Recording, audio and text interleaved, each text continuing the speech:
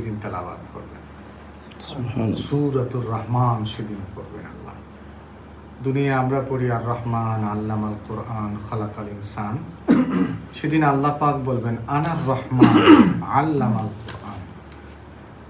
সেই তেলাওয়াতের অপেক্ষায় আমরা আছি। কারি সাহেবদের ব্যাপারে তো সুসংবাদ আছে, লাউ জুইলা ফিল কোরআন সুম্মা ইহাবিন মাখতারাকা। যার কলিজায় কোরআন আছে, যার সিনায় কোরআন আছে, তার গায়ে জাহান্নামের আগুন লাগবে না। কারি সাহেবদের কাছে আমাদের বিনীত দরখাস্ত থাকবে, ময়দানে মাশরে যদি কখনো মোলাকাত হয়ে যায়, যেন একটা টান দিয়ে আমাদেরকে নিয়ে যেতে পারে। কোরআনের মজমা, যে রেডিও ৭১ একটা সময় খুব বেশি গান হতো, এখন কোরআনের তেলাওয়াত হয়। শত শত নয় হাজার লক্ষ শ্রোতা আছে যারা কোরআনের মাধুর্যতায়, কোরআনের আলোচনা শুনে, কোরআনের তেলাওয়াত শুনে নিজের জিন্দিগি পরিবর্তন করেছে। আমাদের জীবনের এটাই তো একটা পাথেয়,